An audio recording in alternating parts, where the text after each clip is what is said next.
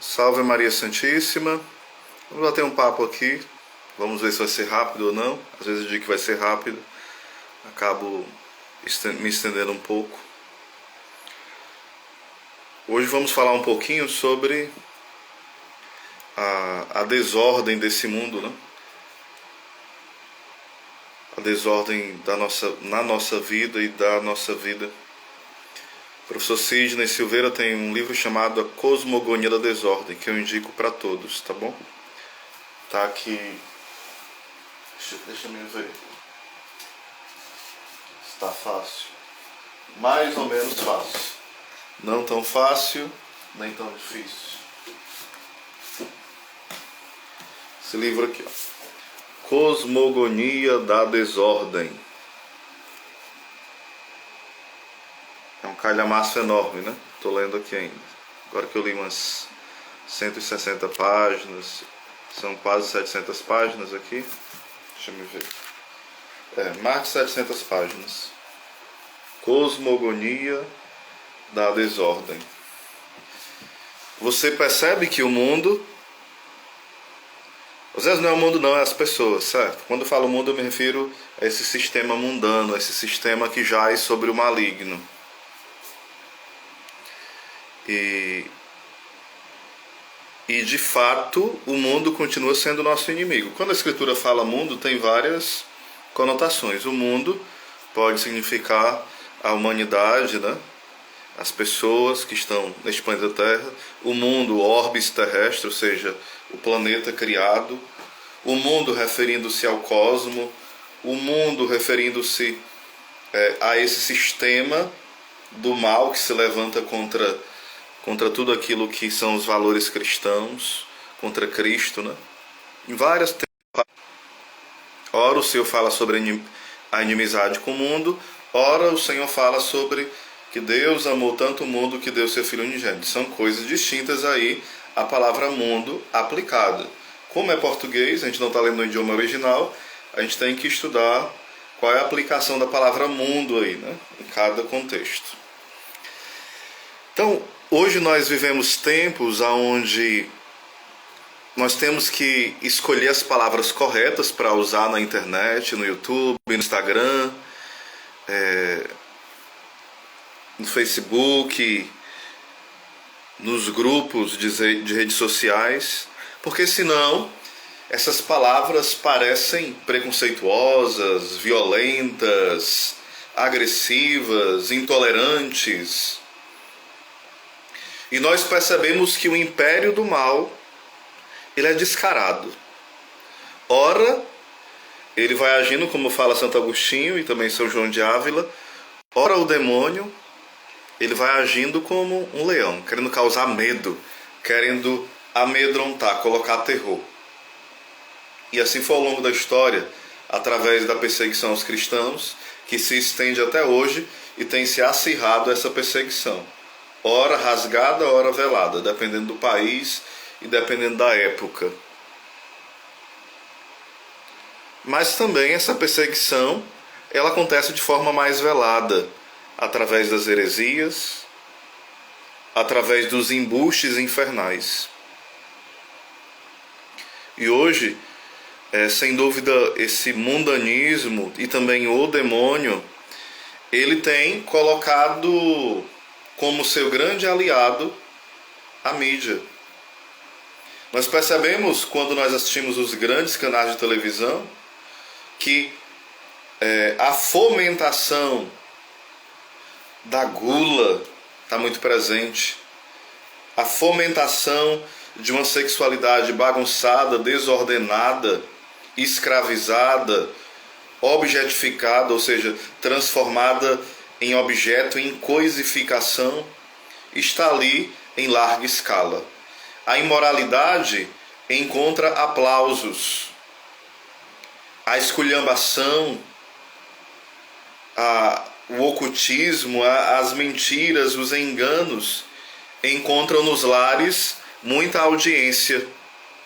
As pessoas reclamam porque tem novelas que são às vezes imorais, às vezes não, quase sempre, com cenas durante o dia pesadas, com cenas que de fato dá ânsia de vômito, com cenas que convidam ao pecado e ao pecado mortal. Infelizmente, muitas vezes nós damos essa audiência para esses canais de televisão, não é só um. São esses grandes canais onde colocam programas de humor, aonde a pessoa humana se torna apenas um objeto de prazer, aonde ridicularizam a igreja, blasfemam, fazem piadas contra os padres, contra as freiras, contra os católicos em especial, mas contra os cristãos, todas as vertentes, né? Sejam a vertente protestante, ortodoxa, mas em especial a igreja católica é atacada todos os dias em diversas frontes, com mentiras, com enganos, com embustes. Então a mídia tem sido essa grande aliada do mundanismo, do demônio e da nossa carne, ou seja, do homem velho que gosta disso. Hoje nós vemos esses antes-valores, esses contra-valores serem aplaudidos. A ideologia de gênero, o aborto, o divórcio, a liberação das drogas. Tudo isso é aplaudido como se fosse uma sociedade livre, uma sociedade evoluída, que tem progresso. Não, esse progresso ele é infernal. Esse progresso é a animalização do homem. Torna o homem e a mulher escravos dos seus próprios instintos. É essa chamada liberdade, que na verdade é uma libertinagem, que tem levado tantas pessoas a se matarem. O número de suicídio tem aumentado muito, meus irmãos, porque as pessoas procuram preencher o coração aonde? Nas drogas, no alcoolismo, no sexo desordenado, desenfreado e com várias coisas contra aquilo que é próprio de uma sexualidade pensada por Deus.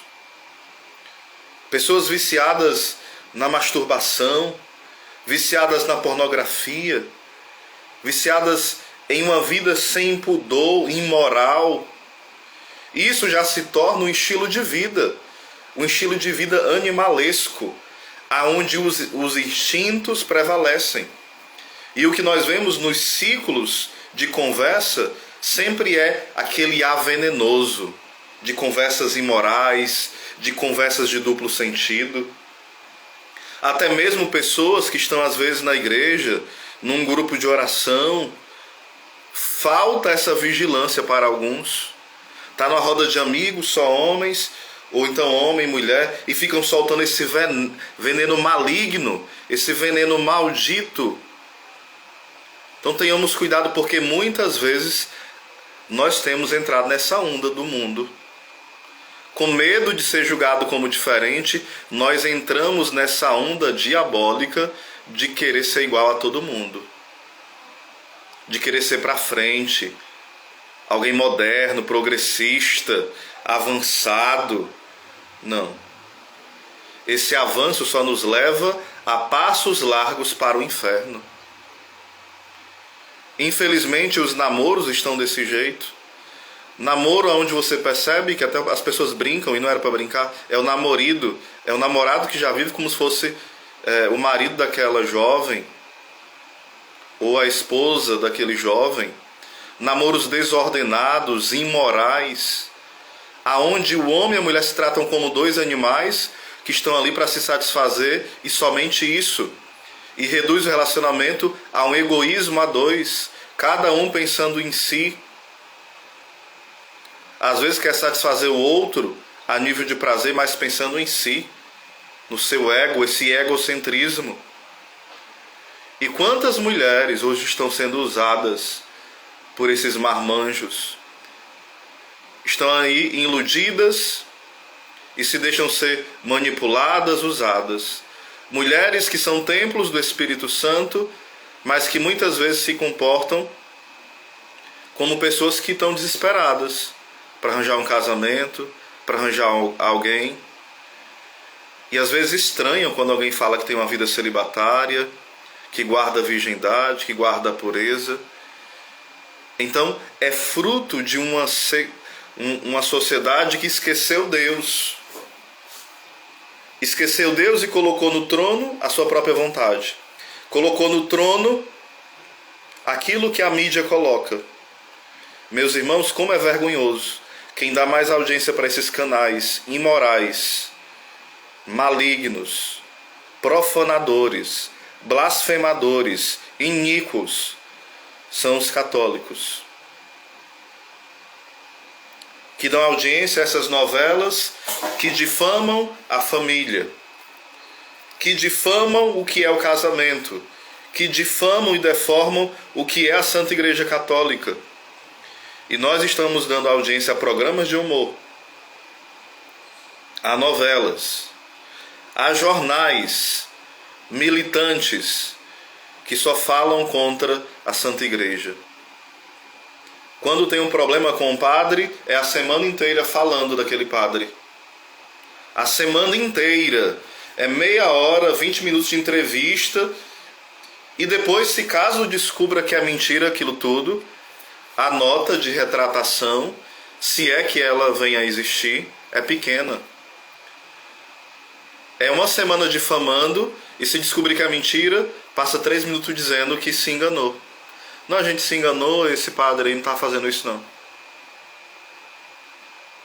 É uma mídia diabólica a serviço de Satanás.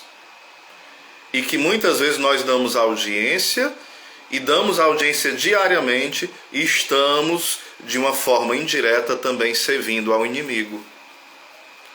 Nós precisamos acordar. Nós vivemos um tempo onde a gente fala, admira os santos, os mártires, mas vivemos como um monte de covardes. Com medo de ser preso, com medo de ser criticado, com medo de ser tido como doidos, com medo de ser exagerado. Não fala isso não, porque magoa as pessoas. E prefere deixar o seu irmão, o seu amigo, o seu parente, ir para a perdição eterna, ir para a infelicidade eterna, para que você não seja tido como uma pessoa exagerada, quadrada, muito dura. Você tem que ser amiguinho. O amor, meus irmãos, não é separado da verdade. A caridade não é separada da verdade. Então nós precisamos pedir ao Senhor esta coragem, esta têmpera dos mártires.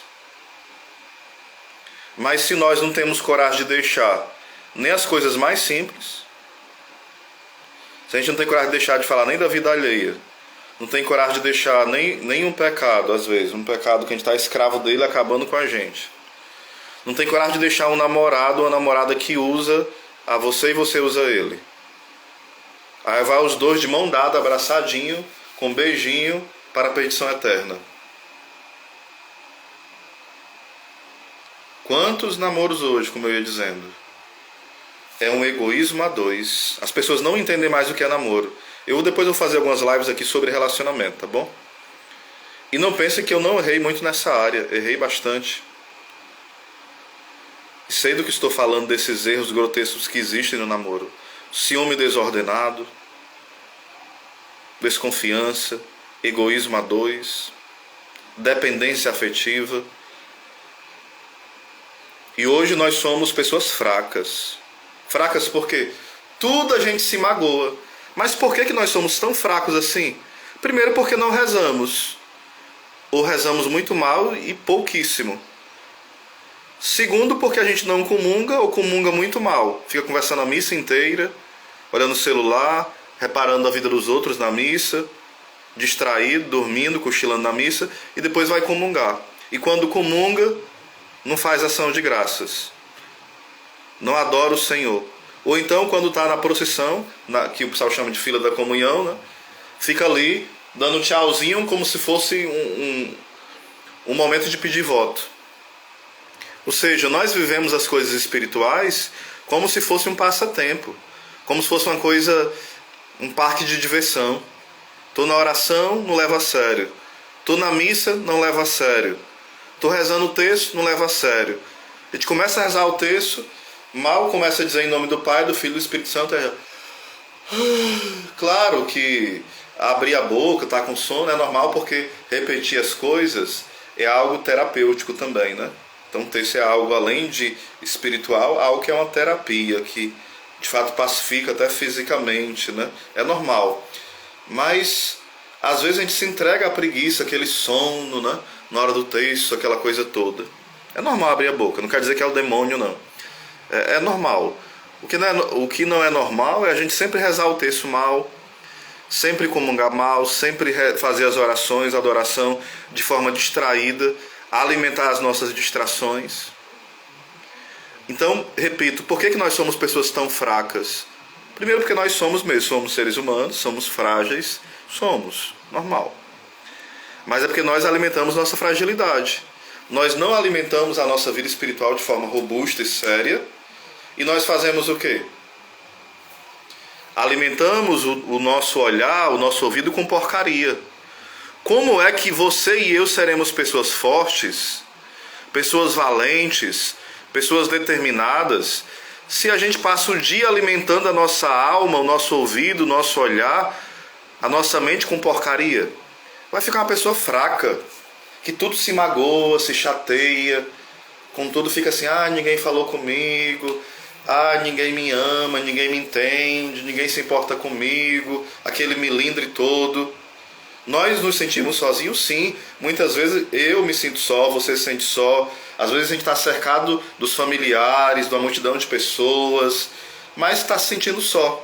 E às vezes a gente está sozinho mesmo, assim fisicamente, e se sente só, é normal sentir essa solidão.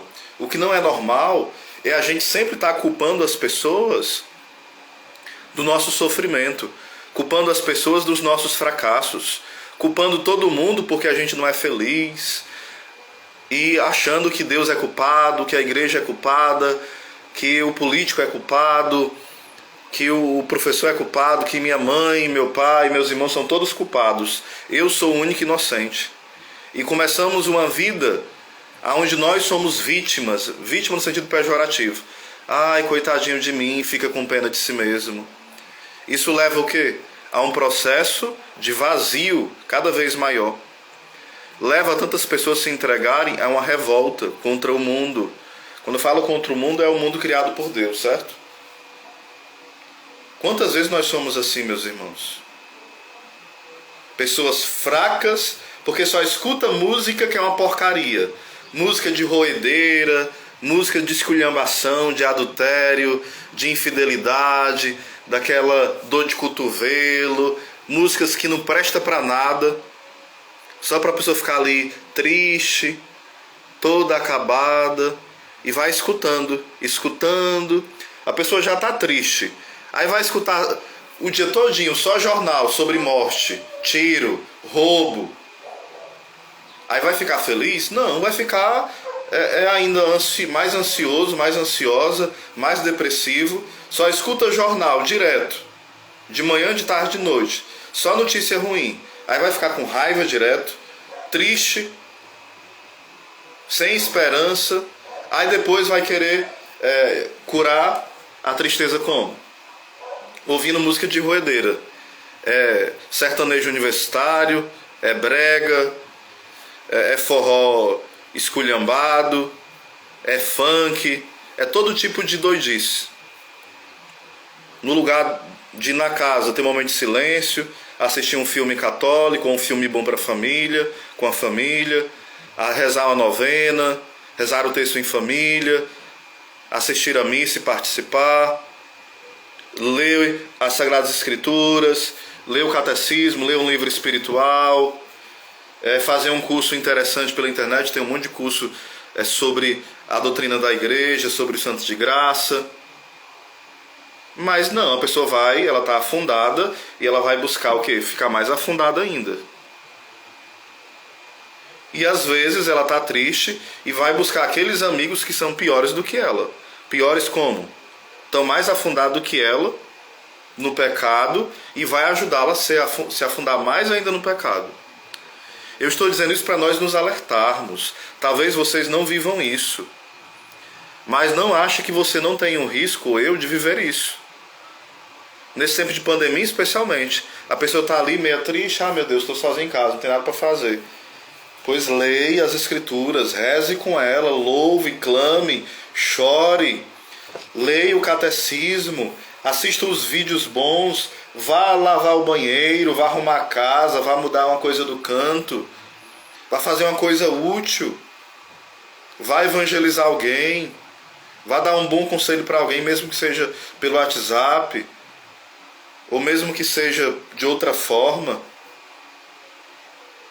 Mas devemos ter uma vida que seja útil, não a vida de um inútil. O que é um inútil?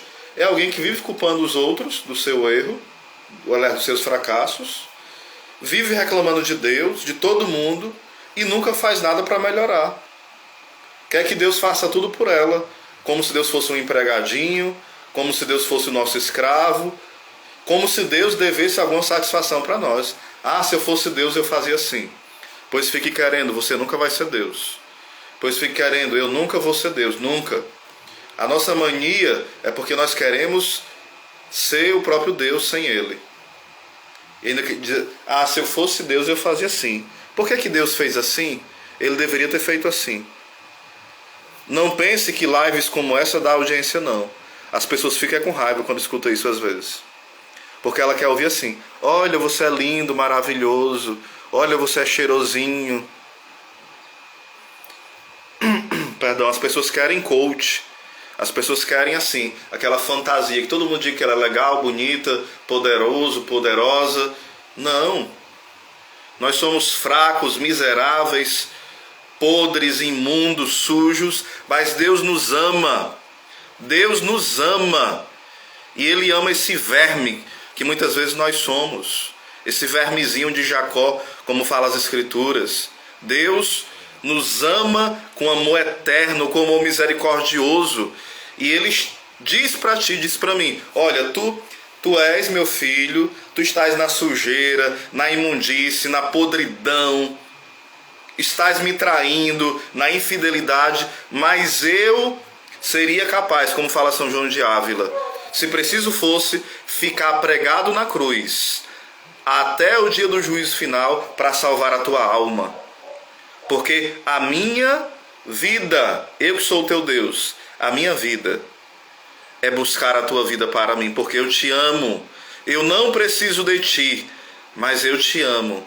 E te amo com amor misericordioso, eterno, pessoal, particular.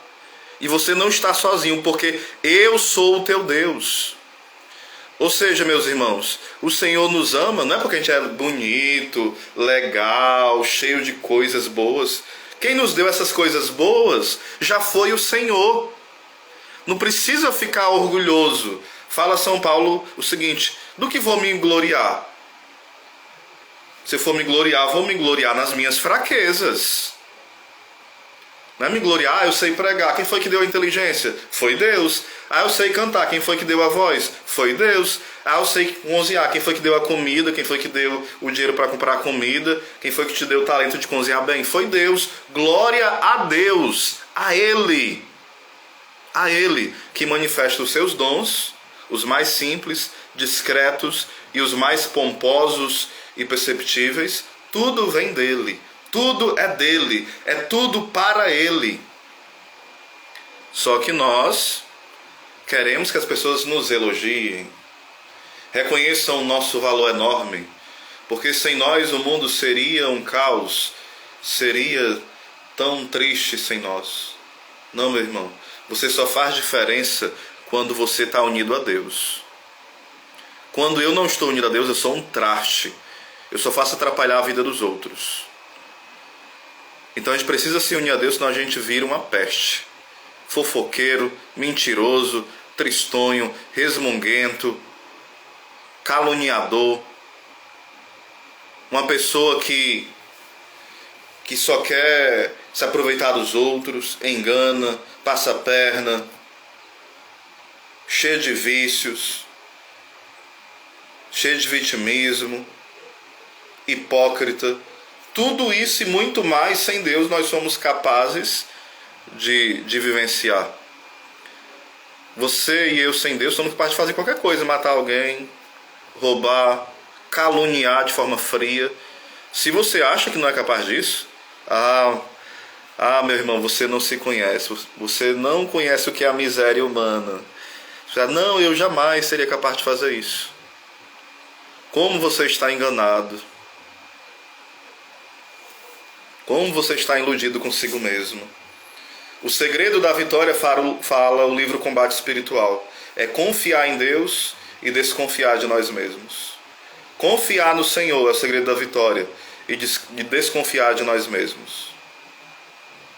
Como é bom quando nós temos um amigo que diz: Osés, tu tá tão feio com esse tipo de cabelo, tu quase careca e cabelo grande, feioso. Vá lá, corte o cabelo.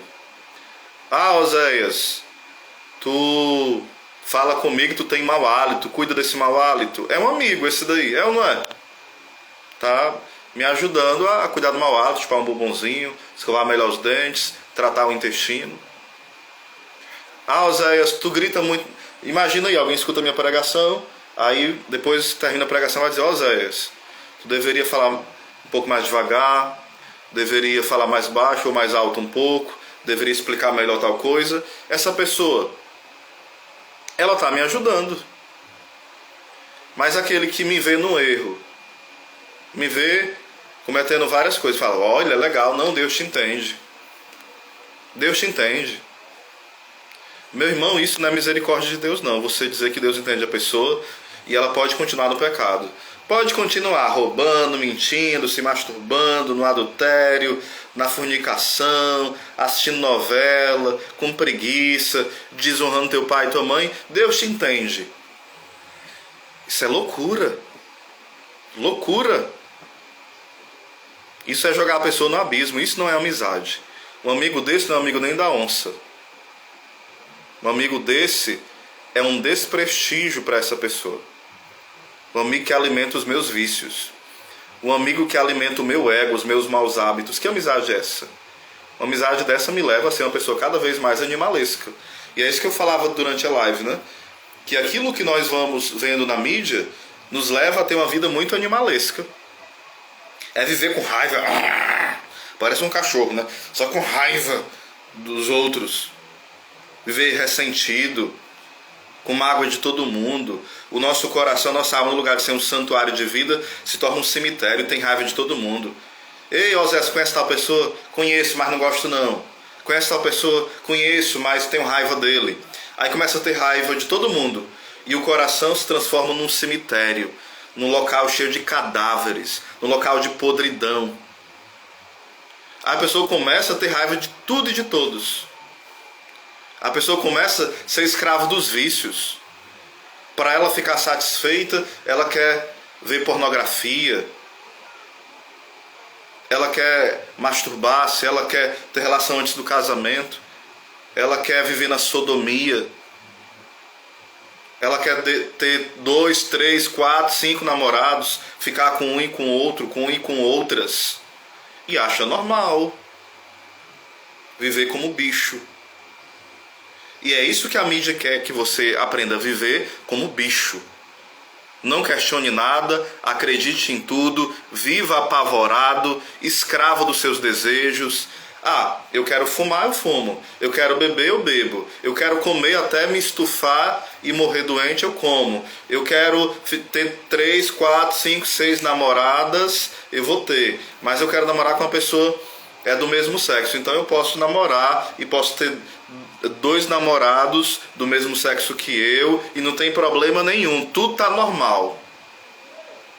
Não, isso aí não é Sagradas Escrituras. Isso aí não é catecismo católico. Isso aí não é o que nos ensina o Senhor. Não é o que ensina a igreja. Um católico que quer viver assim, deixou de ser católico já faz muito tempo. Muito tempo. Ele está se auto-excomungando. Porque ele vive para o mundo. Eu sou católico, mas eu aprovo o aborto. Como é que é a história? Não, eu sou católico, mas eu aprovo anticoncepcional. Como é que é a história?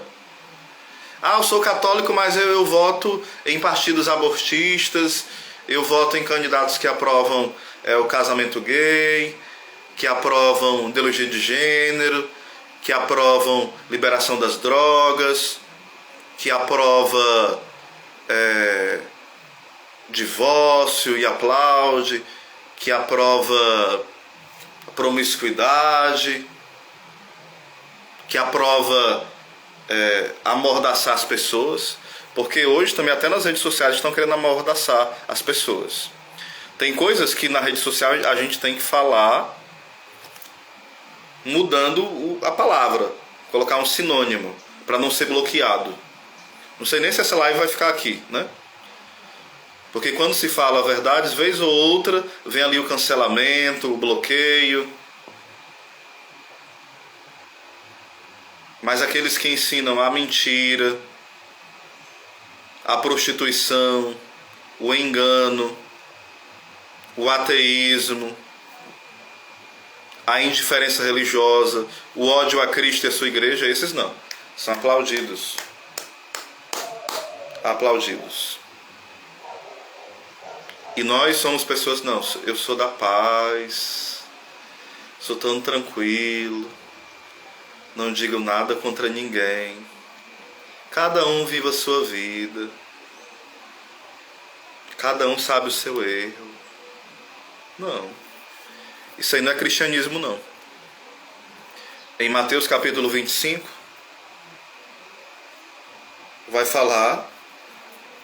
o Senhor vai falar que ide para longe de mim, ide para o fogo eterno,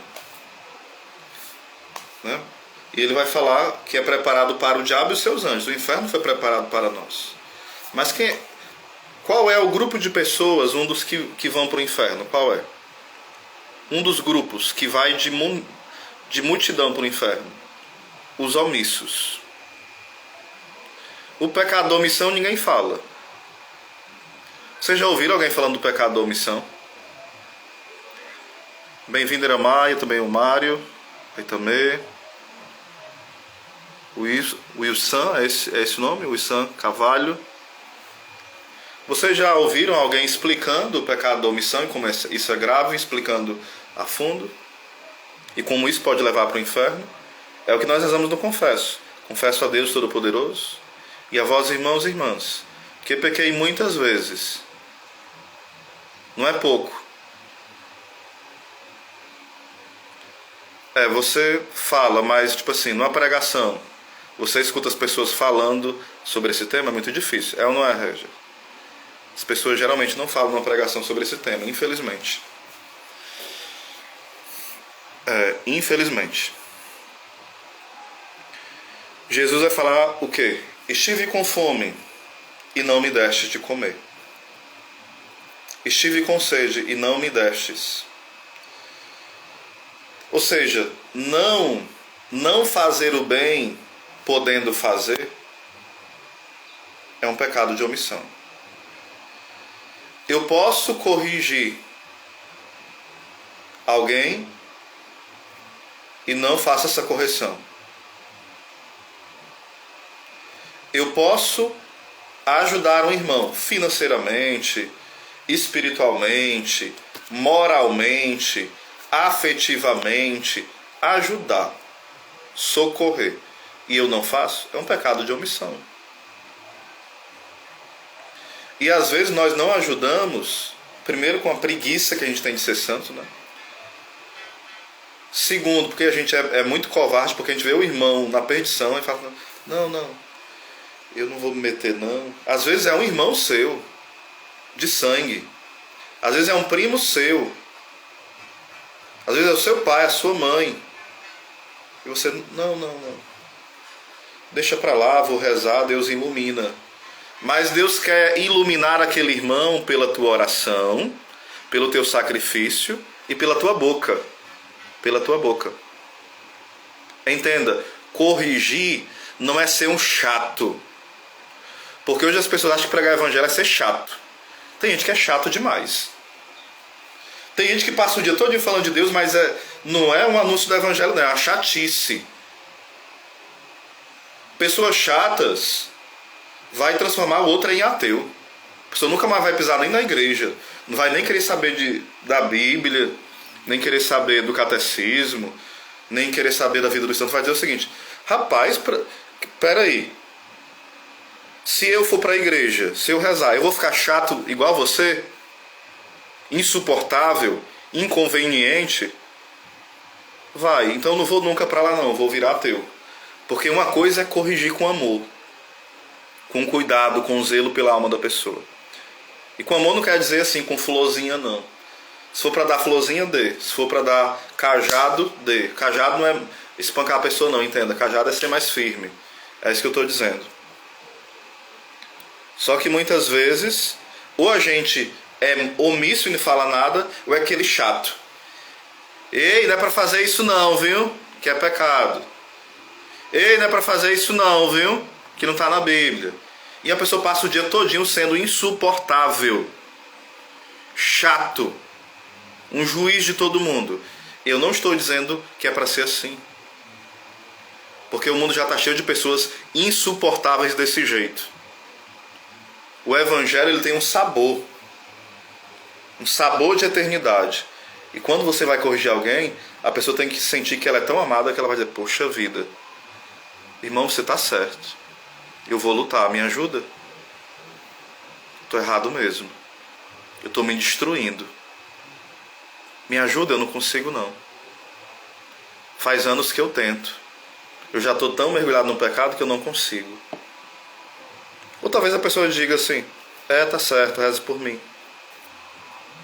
Aí você diz: sim, vou rezar e estou aqui para te escutar, te ajudar no que você precisar. Conte comigo.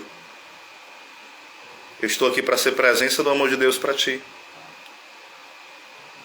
A pessoa precisa saber que está sendo corrigido por alguém que é de carne e osso, que ama a Deus,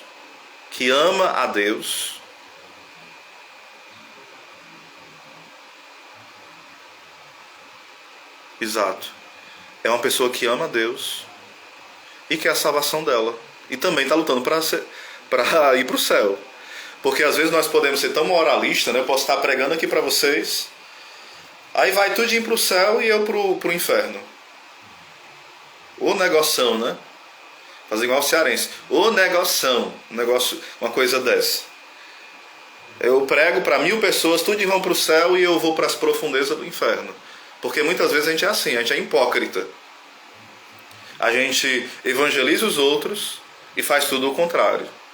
Quantas vezes eu vejo na minha vida alguns tipos de hipocrisia, quando eu faço exame de consciência. Poxa vida, eu falei isso, mas eu não estou vivendo isso, eu preciso viver.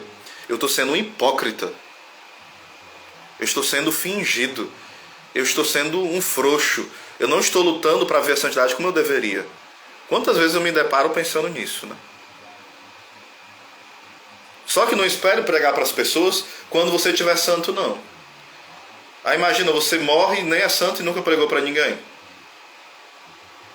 Porque tem pessoas de nós que vão lutar e nunca vão chegar talvez ao auge, a um estado de santidade. Santidade mesmo, né? Mas vão ser pessoas virtuosas. E vai passar um período ali no purgatório e depois vai para o céu. Mas se você falar assim: não, eu estou conformado, eu indo para o purgatório já está bom. Aí você está muito conformado. É bem fácil você ir para o outro canto que não é o purgatório, né? Porque depois do purgatório é o céu. Mas alguém que está muito conformado com a sua vida medíocre pode ir para outro lugar. Esse outro lugar, esse outro estado, lugar e estado, é a perdição eterna. Eterna. O problema é que nós não falamos mais também sobre a eternidade. Porque a omissão, ela pode nos levar à perdição que é eterna. Mas sequer as pessoas lembram que existe inferno, né? Inferno? Que história é essa? Fale disso não, rapaz. Fazer medo das pessoas. Se eu não falar de inferno, ele continua existindo. E eu posso, ao não falar sobre o que é o inferno, e o que leva as pessoas para o inferno, eu mesmo ir para lá e deixar muitos que eu amo ir para o inferno. Não se fala mais sobre o inferno.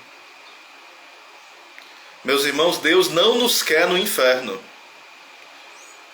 Deus não nos quer. E voltando para a omissão, eu já falo sobre o inferno bem rapidinho, né? A omissão é você cruzar os braços. Você pode rezar e não reza. Você pode amar e não ama. Você pode ser virtuoso e não é. Você pode ler e não lê. Você pode meditar a palavra e não medita. Você pode dar esmola e não dá. Você pode jejuar e não faz jejum. Já está vivendo como um condenado ali, ó, parado. Uma das penas do inferno é viver na imobilidade, parado. Imóvel. Imobilidade. Imobilidade.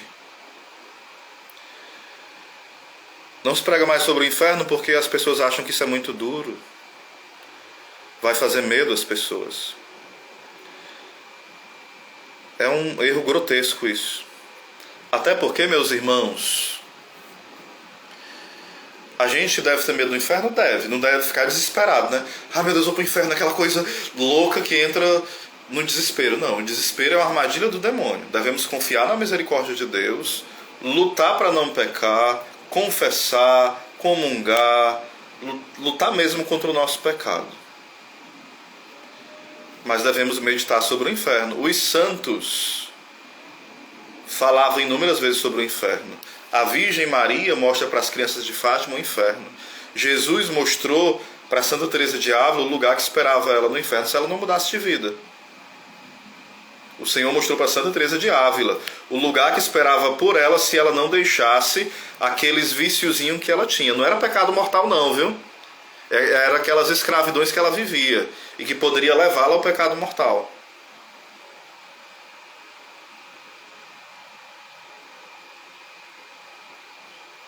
A gente precisa ter cuidado com isso. Porque muitas vezes a gente acaba fazendo o quê? Não, a gente deve crer no amor de Deus, na misericórdia, sim. E eu devo deixar de pecar porque eu sei que Deus me ama. E eu devo amar a Deus. Isso é o mais perfeito. Só que nós somos tão medíocres. Se falar assim, ó, olha, Oséias, tu nunca vai ver a Deus, nunca. Aí, isso é triste, né?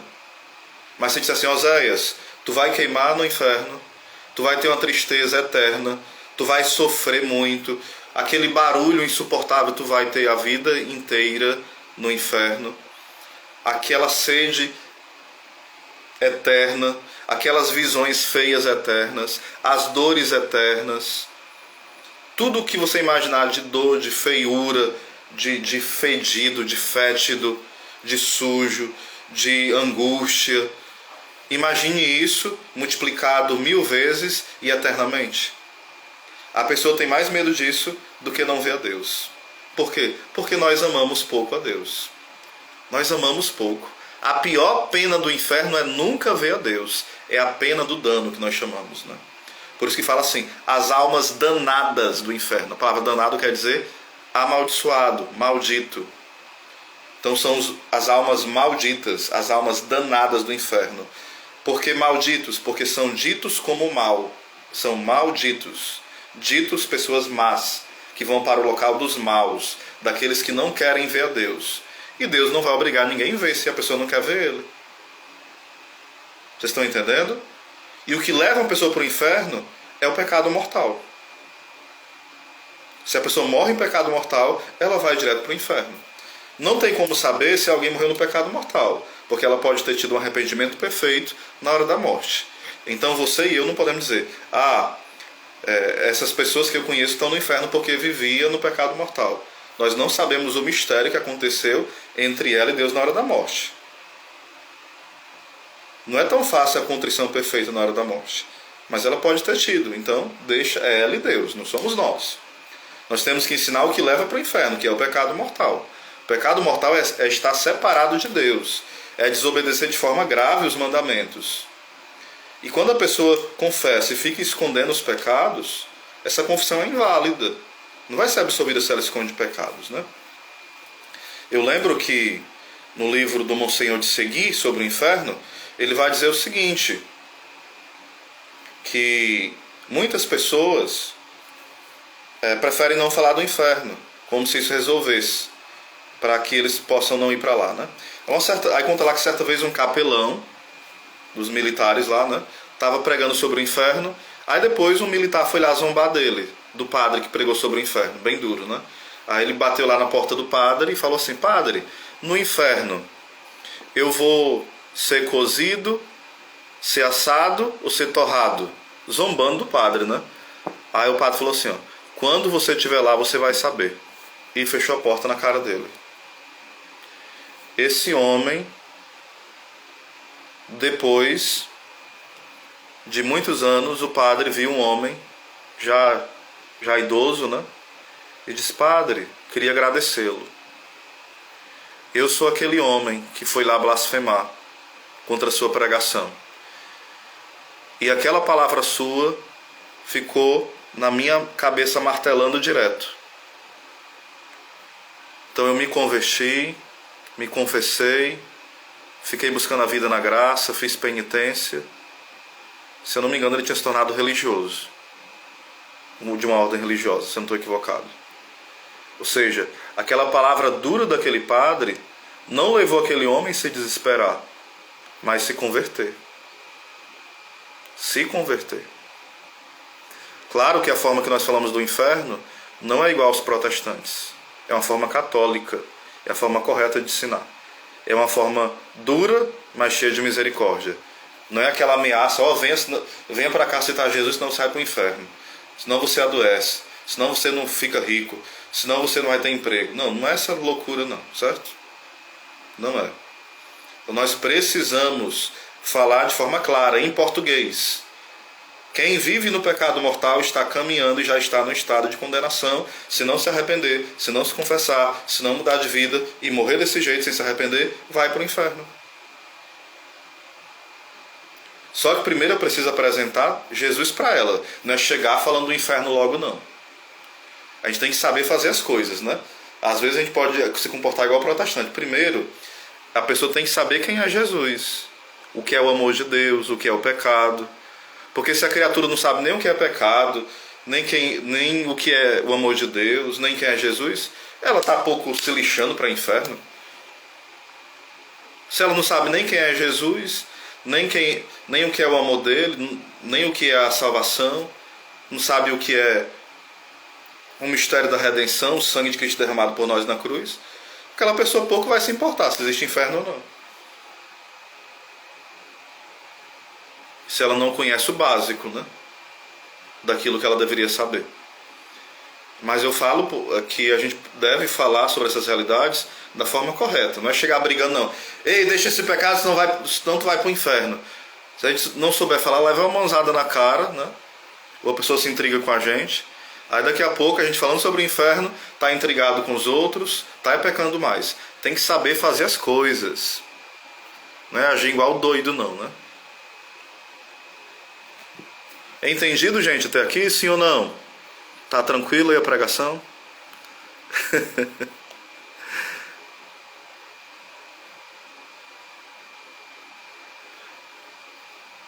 Ei, Régia, é a Régia do Horizonte, a minha amiga aí que tá falando, é?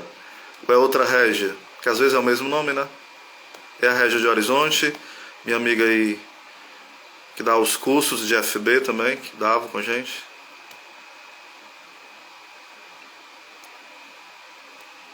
Pronto, Regis, seja bem-vinda, irmã. Deus te abençoe, viu? Obrigado pela sua oferta de vida. Pois é, meus irmãos, eu disse que não ia demorar, mas eu acho que eu menti, perdão, Senhor, né? Eu achei que ia passar 5 minutos, eu devo estar com bem meia hora ou 40 minutos, né? É fazer uma live sobre a contrição, né? Vou fazer, viu? Talvez hoje ainda. Eu entro aqui do nada, né? Mas sempre fica salvo no IGTV, certo? No IGTV. Às vezes eu faço muitas lives lendo um pouco, né? Mas eu me sinto mais à vontade falando de forma mais espontânea. Eu acho até melhor, né? Nem sempre eu programo, vou falar isso, aquilo. Porque a live aqui tá mais no espontâneo, tá certo? Então, a gente vai fazer sim uma live sobre a contrição perfeita, né? Eu ia falar contrição perfeita, não tem nada de perfeito aqui não. Então, meus irmãos, muito obrigado, viu? Que Deus abençoe. Deus os pague pela paciência de estar aqui. Se inscrevam no meu canal, Oséias Oliveira, que eu tenho com a minha irmã Kelly Patrícia, e o canal Apóstolo dos Últimos Dias. Apóstolos dos Últimos Dias. Se inscrevam lá no YouTube, tá bom? Eu fiz uma live com Daniel Silveira anteontem, no Instagram dele, Daniel Silveira Fontinelles. Eu tenho o link dessa formação que a gente deu. O nome da formação é O Protestantismo é um Erro. O Protestantismo é um Erro. Essa live que a gente fez, graças a Deus, já tem mais de 2.000 visualizações no YouTube. Quem quiser essa formação, é só me chamar no privado. O meu número é o 99176-7877. 991-76-7877. É o WhatsApp. Quem quiser essa pregação que eu dei junto com Daniel Silveira, um ex-protestante, né? Amigo meu, eu passo para vocês no privado. Ela tá aí, vocês podem achar também no YouTube, certo? Tem no YouTube aí, eu peço que vocês divulguem ela também e se inscrevam no meu canal. No meu canal já tem uma pregação sobre contrição perfeita, mas eu farei uma live sim. O nome coloca assim, Oséias Oliveira, Contrição Perfeita. Você vai achar, Oséias Oliveira, Contrição Perfeita. Shalom, salve Maria.